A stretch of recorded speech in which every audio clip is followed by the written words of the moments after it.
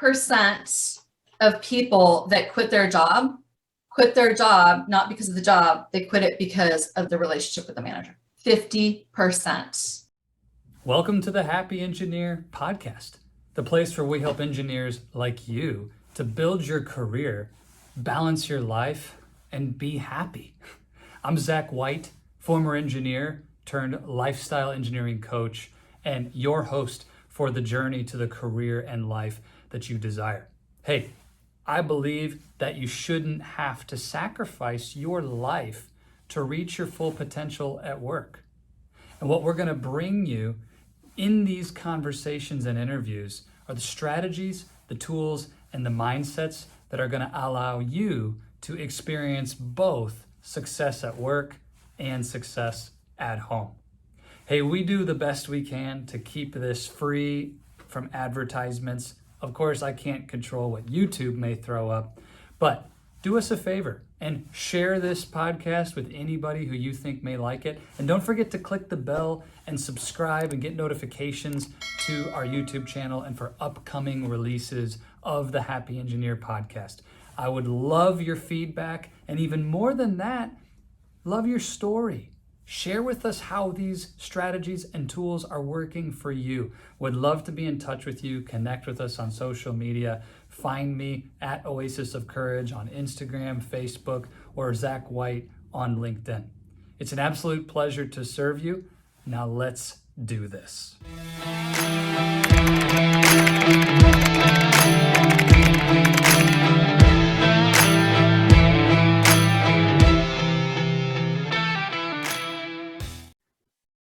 Welcome back, happy engineers. This is an absolute pleasure today. I'm here with Anese Cavanaugh, and I told her before we started recording, but I want you to know that this is a dream come true conversation for me. Anese's first book, which everybody needs to get a copy of, Contagious Culture, was given to me by one of my other mentors and an incredible man named Ari Weinschweig out in Ann Arbor, Michigan, owner of Zingerman's community of businesses. I don't remember exactly when that was, but it has been a formative piece of work for my coaching, for my life. And this is such a pleasure, Anese, to have you. So can't thank you enough for making time to be with us today. Thank you. Thank you for having me. I'm so happy to be here. I'm so happy. And I love Ari. I'm so glad he gave you a copy of the book.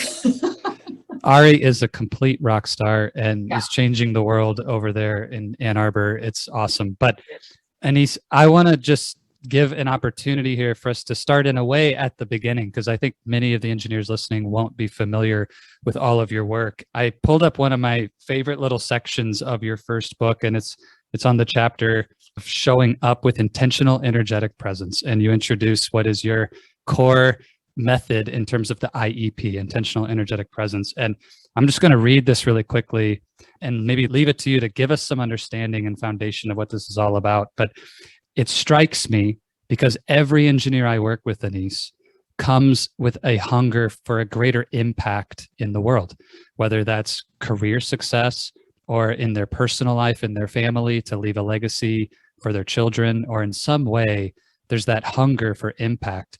And so with that said, quoting from your book here, most people think their skills and capabilities are what create their impact. But in reality, a much larger part of their impact lies in their presence, or what I call intentional energetic presence, IEP for short. At the end of the day, your IEP is about how you show up in the world. And for me, that was a complete mindset shift.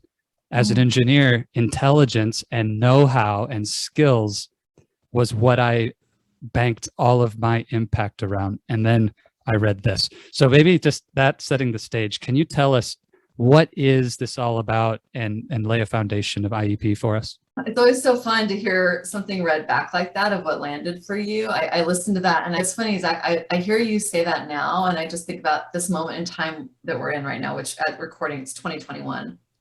And I just think that statement is actually even more true than it was when I wrote it originally 5, 6, 7 years ago. So I'm appreciating that. So thank you for sharing that. All right, IEP. So IEP, intentional energetic presence, the way I look at it is that it's all about how we show up for each other, the energy that we're bringing to our conversations, to our direct reports, our bosses, our kids, our spouses, it's the energy we're actually bringing. So being really intentional about what is the vibe, if that resonates for you, or just simply what is the presence, what is experience I'm creating through how I'm showing up with this human being. So that's one part of it. The other part is the energy I bring for myself and how I'm actually showing up for myself.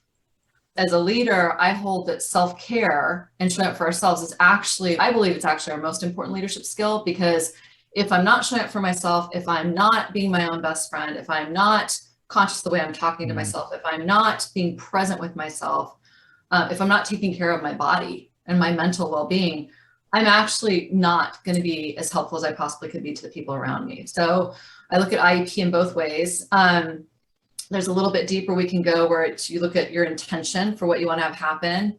You look at the energy you're actually bringing to the table. And then you look at your presence, how present are you? And a simple example of that is somebody in your audience, or you or I, are about to go in and have a conversation with one of our direct reports or our boss, or we're looking to grow, or whatever might be happening. Before I even go into that conversation, the more clear I am about my intention and what I want to create, the more likely I am to actually have that outcome and that impact. The more clear I am about the energy that I'm bringing to the table. Am I coming in exhausted? Am I coming in burnout? Am I coming in busy? Am I coming in a state of like blame or judgment because I'm really frustrated? Or am I coming in really clean with positive intent with my energy? And then also my presence, how do I actually show up in that conversation? Those three things have a bigger impact than anything I'm going to say or do in that meeting.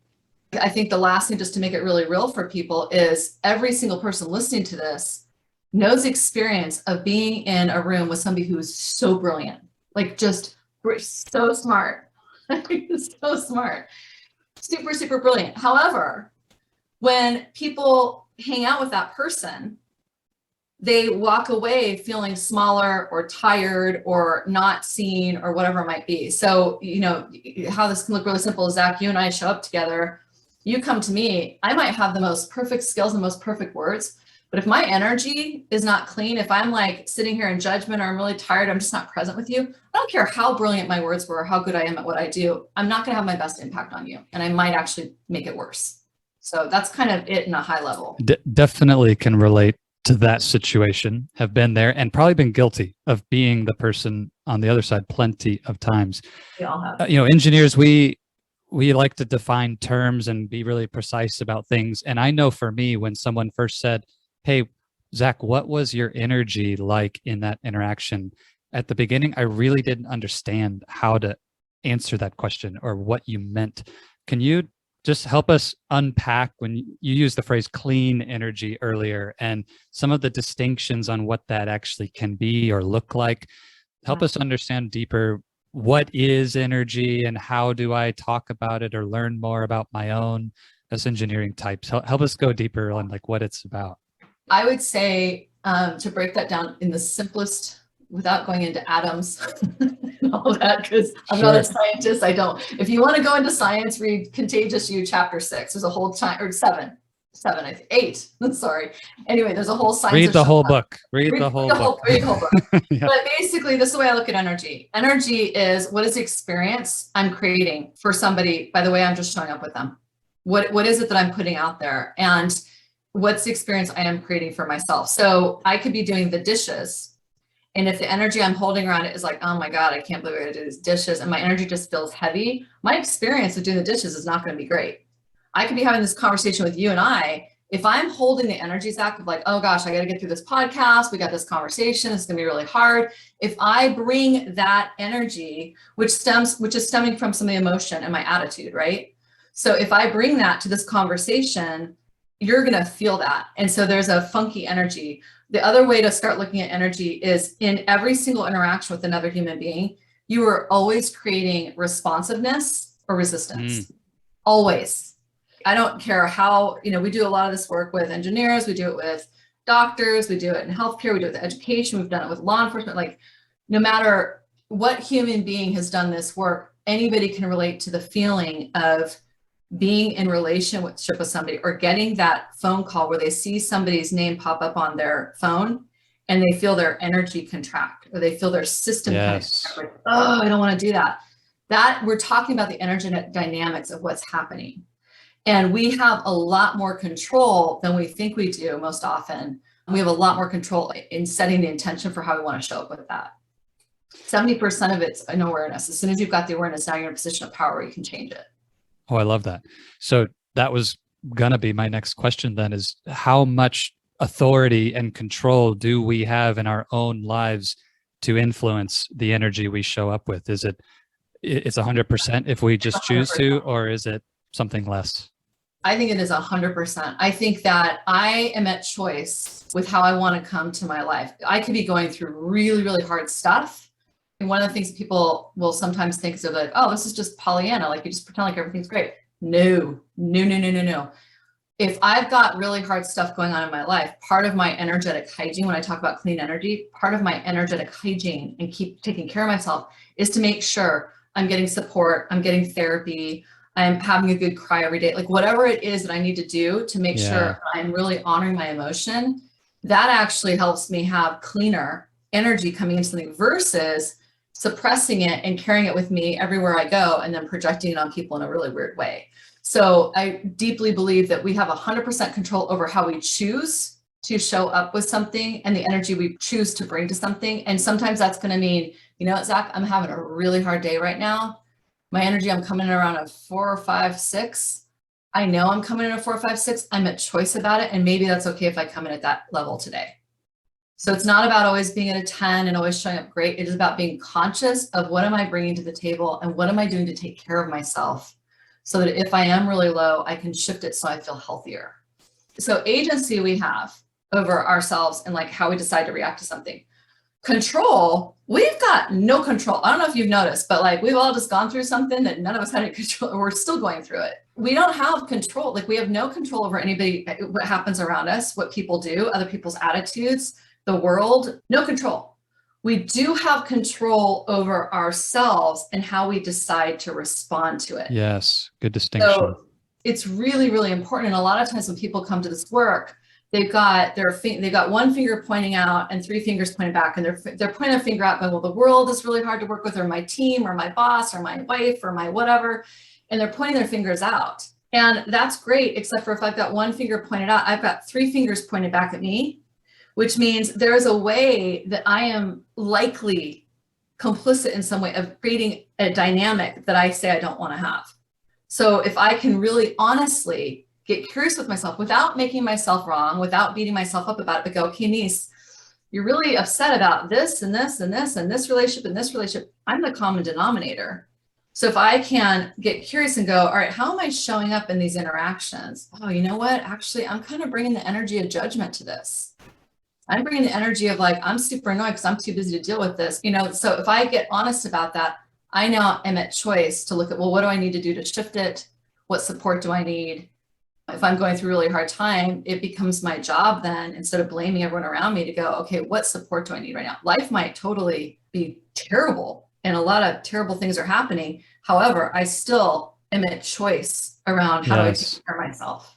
Super important distinction. So if I come back to this idea of impact and why it matters, then, maybe someone listening is just hearing, okay, it's how I show up and it creates an experience for other people. Cool.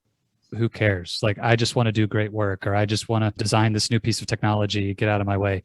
Why does it matter to do this work and to have the awareness and be at choice in these areas? Well, to me, it's 2 main things. One is, do you want to be happy or do you want to be miserable?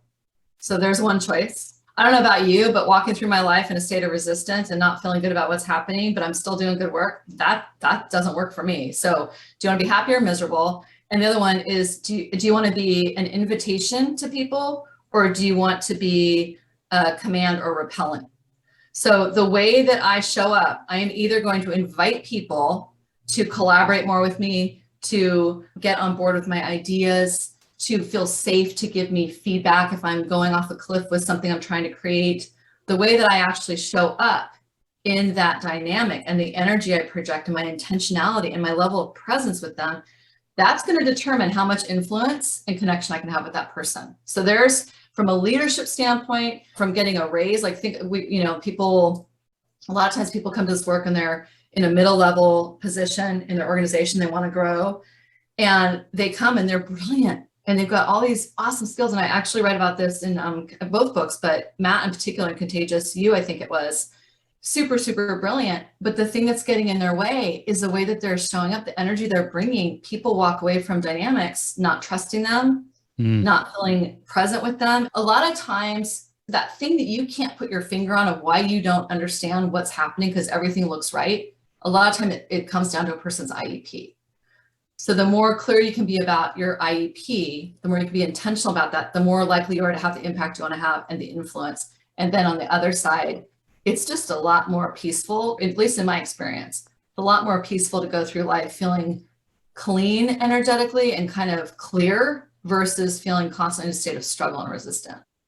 If you want numbers, I can geek out on numbers like crazy about why this is so important. But what's the first number that pops into your head? Just let's pick one. Oh my God, that's so hard. Okay, 50% of people that quit their job not because of the job, they quit it because of the relationship with the manager. 50%. And that's from Gallup. 52% of people who voluntarily leave their organization and say that their organization or their manager could have done something to prevent them from leaving. When I go in and I work with big organizations, 9 times out of 10, it has to do with how are people feeling about being seen? How are they doing with giving each other feedback? All the stuff we're talking about right now. If you look at Gallup's numbers from 2016, they haven't done new numbers yet, and I'm super curious to see what the new numbers are going to be. But in 2016, they found that the United States, we lost $483 billion to $605 billion a year based upon low productivity due to low engagement. Okay, low engagement comes from people not feeling like they have autonomy, not feeling seen, not feeling cared about. All of this boils down to presence. The last two, just for fun, for any of you, when you're going in to have a conversation that matters to you, we make a decision within 1/10 of a second if we like someone, trust them, and think they're credible. We also make a decision if we think they're attractive and a couple other things, but like and trust and think they're credible. 1/10 of a second, our brains, like all the quiet stuff that's going on, subconscious, all that, computes. Like them, trust them, don't like them, want to hang out with them or not. So even when we got on this, and your viewers watch this, within 1/10 of a second, they're like her, trust her, want to hang out with her for a bit or not. Totally fine. I have no control over that. I do have control over paying attention to what's the energy I'm going to bring. Because if I'd gotten on this with you and I was like scattered and rushing around and not present with you, I lost you guys. So that at least I have control over how intentional can I be showing up. So I'm just present with you. I don't have to effort around it and struggle around it. It's just being present. And then I can change your mind either way. So you might have been like, oh, like her, trust her. And then you're like, oh, I can't stand this chick after 5 minutes, or the other way around. And then the last thing is they did a study at UCLA in the 90s where they looked at people's emotions and attitudes and how they got communicated. And they found that only 7% of the impact was in the words that were being said. 93% was in our body language, our facial expressions, and our tone of voice. Yes. And in my experience doing this work for 20 years, I line up with that. There have been some other studies, but I really line up with that because the intentions we bring really set the tone for our body language, our tone of voice, and our facial expressions. So there's just some fun things. That's amazing. I mean, it's scary in a way, but it's also really eye-opening for why this is important. And I want to connect a dot really quick, and you tell me if you agree or maybe take it whatever direction you want, Anese. But one of the things I find in coaching engineers is we all know, either because we've been told by the world or we do realize from feedback at work or otherwise, that we have a gap in what is typically called the soft skills. But engineers like to approach the question of improving soft skills from a skill-based mindset. How do you have the hard conversation? Well, teach me the 5 points of the crucial conversation framework, and I need to develop that skill. And what I've found is there's no amount of soft skill development that's going to help you actually get the result and impact that you're talking about without this IEP foundation. To me, that's why it's even more important than working on a skill from that intellect kind of approach that a lot of engineers take. And so, do you agree with that? Or like, how does that come to life when people come and say, hey, help our teams get better at the soft skills? How do you do that?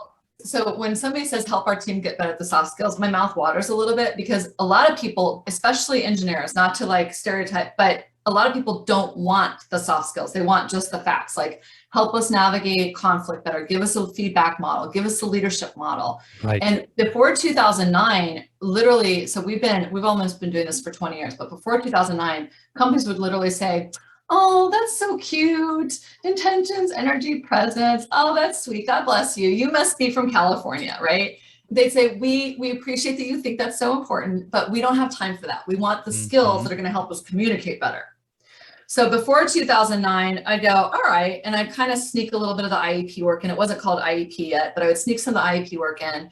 And then afterwards, ultimately, they'd go, oh, this was different than regular leadership training. We don't know what you're doing, but you're doing something different that's working. In 2009, we had something happen where a company said, no IEP, just give us the stuff. So we said, okay, fine. And 2 months into the program, I felt like I had my arms tied, because what I saw was that the company, what the team, it was a leadership team, what they were really dealing with was what we're talking about right now. The skills were great. Like they had the feedback model, et cetera, but I went back to the company and I said, hey, we either need to complete work and I'm going to refer you to somebody who's going to really do this, or you let me do it this way, the way my company needs to do it, because I'm now out of integrity because we're not doing it. We flipped it around, got the IEP work in there because they said, oh, you got to do it. We're invested. Let's go. A month later, the company came to me and said, you really let us down.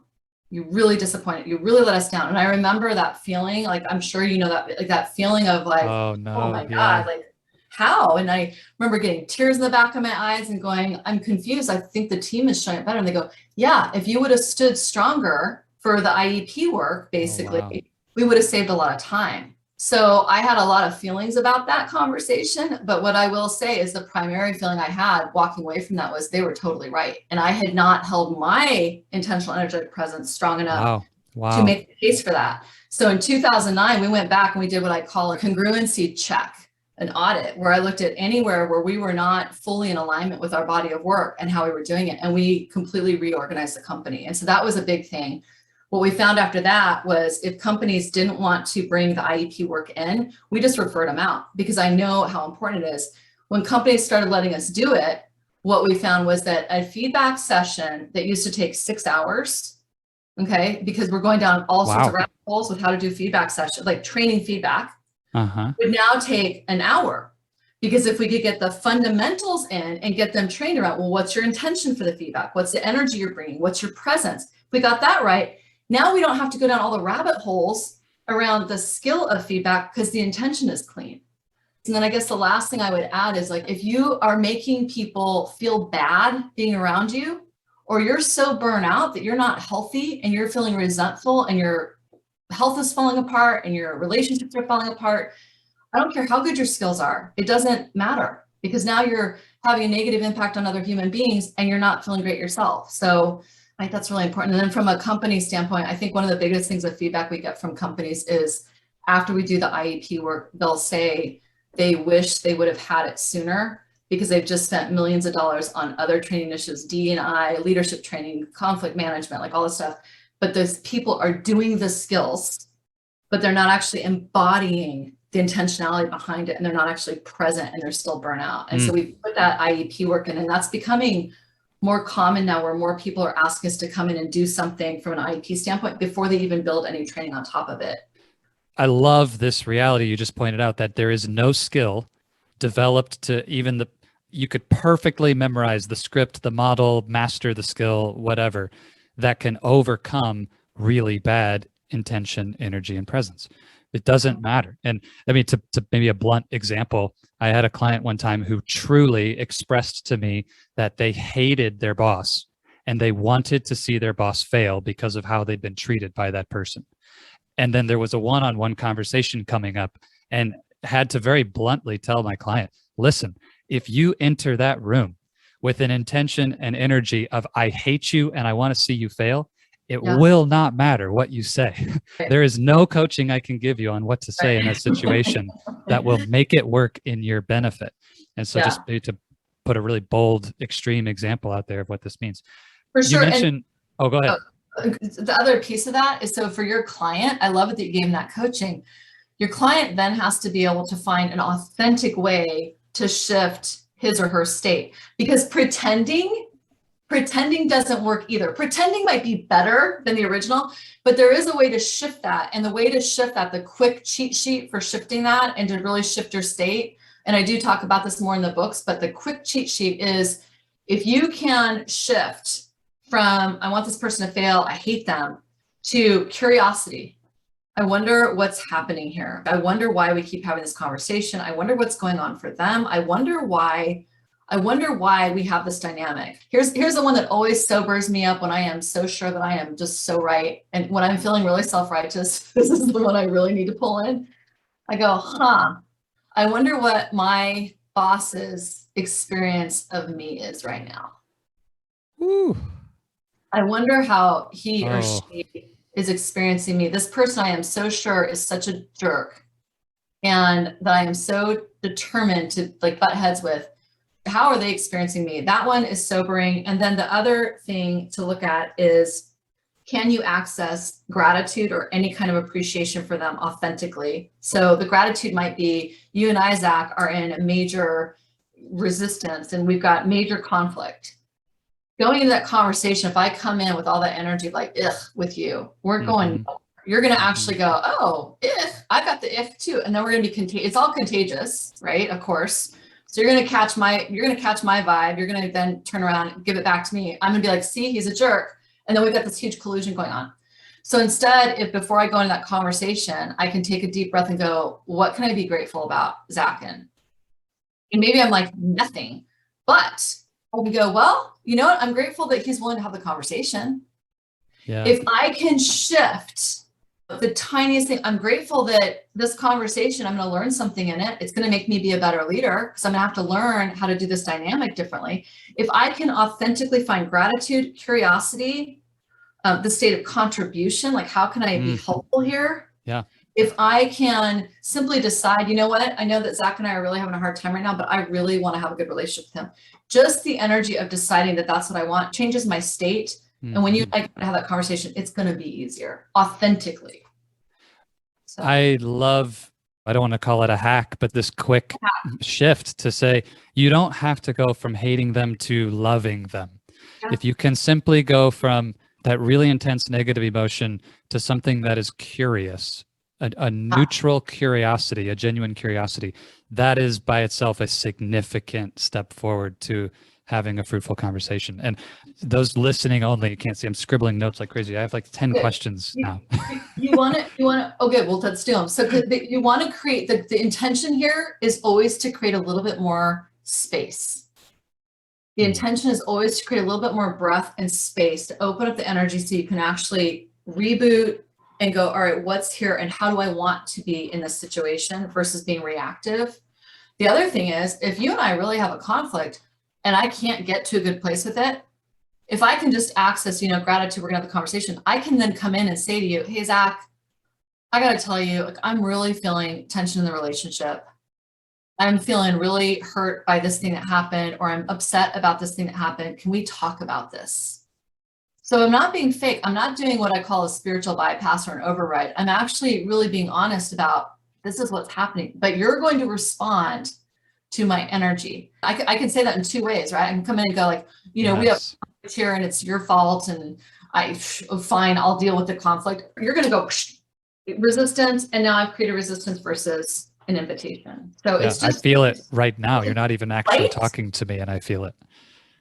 I know, even pretending to do this, I don't even like to kind of live in that realm for too long. However, it is interesting for anybody listening is to start to notice tonight when you go home, your next conversation, what is your intention? What's the energy you're bringing and how present are you? And start to notice, is it creating contraction in your system, which is what you just felt from me in pretending to do that? Or is it creating some expansion and some space? We want space because space is where awareness gets amplified, which is where choice gets amplified, and we stop struggling with all the resistance and the misery that we create for ourselves because we get so busy. I would encourage the listener to watch the YouTube version of this as well if you're only listening, because this idea of space, again, the engineer in me, I'm fortunate to have done training and coaching and it makes sense, but I can remember a time when I would not have really understood what you meant. But when I see you move and posture around it and it's making me move too, like it's triggering my mirror neurons and I'm like, yeah, oh, okay, I feel it too. And then the opening of space physically, I think that's a really useful way for someone to start connecting some dots between the thinking around this concept and the reality, I'll say, in the arena of your life, in the physical, natural world, how it will manifest and feel. It's really quite powerful, actually. I'm inspired by it. Oh, well, I noticed we're doing this virtually. So a lot of people are like, oh, this doesn't work virtually. That is not true. It actually is even more important virtually because we don't have the luxury for me to like reach out, tap you on the shoulder and go, does that make sense? Like we don't have that physical proximity anymore right now. And so virtual, this becomes even more important. The other piece is you said in your head, this doesn't live in your head. What we're talking about, this information lives in your body. And when we do our training sessions, we'll spend 2 days with people like really digging into this content. And a lot of times there's a specific exercise where we're having people really start to notice what is their energetic state. And there's questions I will ask to put them in that state. And a lot of times people, especially if they're engineers or scientists or whatever they might be, they'll go, Anese, I don't feel anything in my body. They're so in their head trying to figure it out. Yes. So it's okay, don't force it. And so if anybody listens, take the littlest thing that resonates today, the littlest thing that resonates where you're like, there may be something there. And just give yourself permission to feel into that over the next couple of weeks. Because what I find happens is trying to figure out these answers in the head doesn't work. It is in the body. Start increasing your awareness around how you feel and your heart space and the emotion. And when you feel that contraction or you do feel some resistance or some expansion, start to just notice that. And you will be in a meeting in 3 weeks from now. And all of a sudden you'll go, I had a guy reach out to me 6 months after he did this work. And he goes, man, I remember when we did that work 6 months ago and you kept saying, well, where does this live? And where does this live? I didn't see it. And he goes, I just was taking a shower the other day and I realized that the energy I was feeling was anger. And the anger lives here in my body. And what I realized is when I'm working with my sales team and I am communicating with them, I am leading from that energy, even though I think I'm doing all the right communication skills. He's like, it took me 6 months to get that. It comes when it comes. I love this. I just had a conversation with another client who was talking about how they had way too much stress in their life. They were feeling burned out and took them down a similar line of questioning to just say, tell me about the experience of that stress and burnout in your life. What is it like? Where do you feel that? And the engineer in a lot of us takes that question and immediately comes back to descriptive intellectual words. Well, I'm really overwhelmed. I have this. And I said, yeah, but what does overwhelmed really look like and feel like in your life? And it took 10 minutes of conversation to get to the idea of, oh, what I feel is this contraction in my chest. I feel like a tightness in my neck. I feel this pain in my abdomen. Like finally it started to come to the surface. And once she unlocked this awareness of the body, it kind of was a floodgate. She really got on a roll like, oh, okay, I do know exactly what that feels like. And so it's not this concept of stress that you don't want in your life. It's this experience of the energy of stress in your life that you're trying to get rid of. And so I love what you're talking about. It's awesome. Oh, and I love how you're talking about talking with your clients because there's the experience of stress, but often if we're really paying attention to what's happening in our body and that experience of stress, often it is happening from our head and the stress is coming from the way we're thinking about things, the stories we're making up, the assumptions we're making. So for example, if I'm going in to have that conversation with my boss and I'm thinking it's going to be a hard conversation. He's going to be hard to talk to. Mm-hmm. I'm not going to get what I want. I have now just completely created my own stress, and I'm going to now bring that into that conversation. So it's like a Mobius strip. It's a virtuous cycle. Everything is impacting the next. And the only thing you have control over is take a deep breath, sit back, and just start to notice, all right, what is actually happening for me? And what do I actually want to be happening? If we were going to give the listener one place to start, they're hearing this whole conversation, see the importance, want to make an impact. Is that the kind of exercise one to begin building a muscle around IEP is what you just described? Or how would you articulate start here? Yeah, that's great. I would say start with awareness. I would say start with awareness, start with your breath, and just start noticing, am I feeling contraction or expansion? And if that doesn't resonate, it's like, just start noticing how you feel. And then the next step of that would be start noticing what's your intention for a conversation. What's your intention for what you want to have happen? Then what is the energy I'm bringing to the table? And then am I actually present, or am I in a million different places right now as I go in to have this conversation, which is really common. Like if that's where you're at, if you're in a million places, you are in very good company, because that's where most of us live. So, Well, that's a beautiful place to land. And maybe those are the questions that we want to lead people with today. But I always finish here. And Anese, we didn't even talk about some of the things I originally thought we might. This has been so rich, so good. But great engineering, it's like great coaching in that questions lead and answers follow. And we want to be really intentional to ask great questions in our life. So for that engineer listening who wants to be happy, they want to experience fulfillment and success, what would be the question you would lead them with? I would say the question is whatever question you heard me pose in this session that kind of like hit you somewhere where you're like, ooh, like do that one. The other question I would offer that I really love is just, am I becoming more or less of who I want to become in my life? Ooh. Am I becoming more or less of who I want to become in my life? And if so, how do I continue to nourish that? And if not a big deal. What's the little thing I can do to shift it by how I show up? That's amazing. I just want to acknowledge you as well for the fact that of all the guests on our show, nobody has ever encouraged our listeners to use their intuition around which question they heard, that's something to lean into. And I totally appreciate that. That's awesome. So engineering leader, you have full permission from Anese to take whichever part of this conversation struck you and run with it. So thank you. Anese, I can't thank you enough for your time today. I know people are going to want to get in touch with your books and your material, like learn more about IEP. So where would you recommend people start, online or otherwise, to be able to get connected to your work? So there's a couple places. One, if you just go to our site, it's activechoices.com. That's our website. So you're going to find a lot of stuff there. If you go to iep.io, that will give you access to a kit, like a IEP starter kit that we start with just the IEP sheet to get people activating it right away. And then there's a little 7-part coaching series you're going to hear from me every couple of days in your inbox going, hi, here's something else to think about.